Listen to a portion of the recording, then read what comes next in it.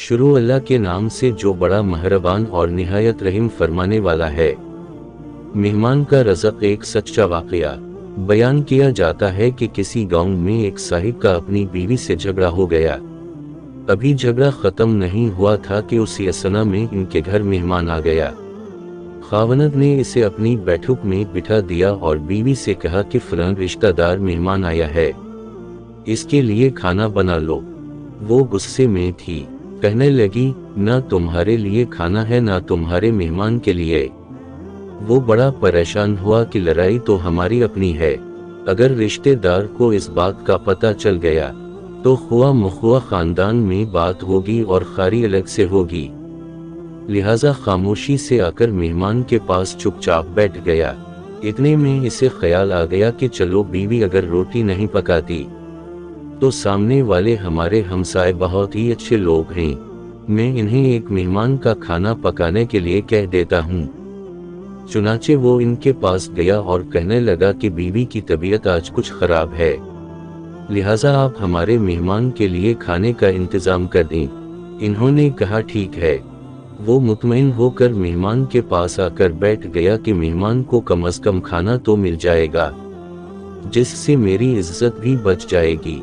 थोड़ी देर के बाद मेहमान ने कहा कि जरा ठंडा पानी तो ला दीजिए।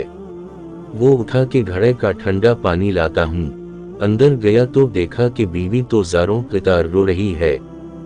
वो बड़ा हैरान हुआ और कहने लगा कि क्या बात है, इसने पहले से भी ज्यादा रोना शुरू कर दिया।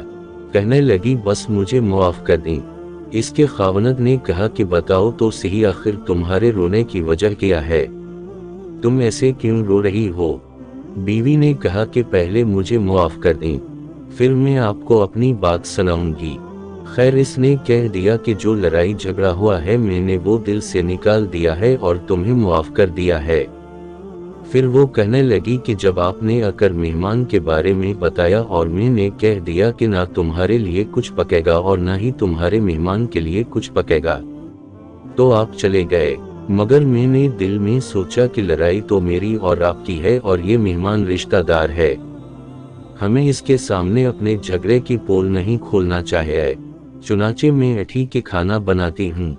जब मैं बावर्ची खाने में गई तो मैंने देखा कि जिस बोरी में हमारा आटा पड़ा होता है, एक सफेद लिबास शख्स इस बोरी में से आटा निकाल रहा है। मैं ये मंजर देखकर सहम सी गई। वो मुझे कहने लगे कि खातून परेशान ना हो, ये तुम्हारे मेहमान का हिस्सा था जो तुम्हारे आटे में शामिल था। अब चूंकि ये हमसाये के घर में पकना है, उसी लिए वही आटा लेने के लिए मैं यहाँ आया हूँ। इस वाक़े से साबित होता है कि मेहमान बाद में आता है, जबकि अल्लाह ताला इसका रज़क़ पहले भेज देता है। ये वाक़या किताब खुतबात फ़कीर से माखूज़ किया गया। अगर आपको ये वाक़या पसंद आई तो बरा करम हमारे चैनल को सब्सक्राइब करें, वीडियो को लाइक करें और दूसरों के साथ शेयर करें ताकि ज़्यादा से ज़्यादा लोग इससे फ़ायदा उठा सकें। अगली वीडियो तक अल्लाह हाफ़िज़।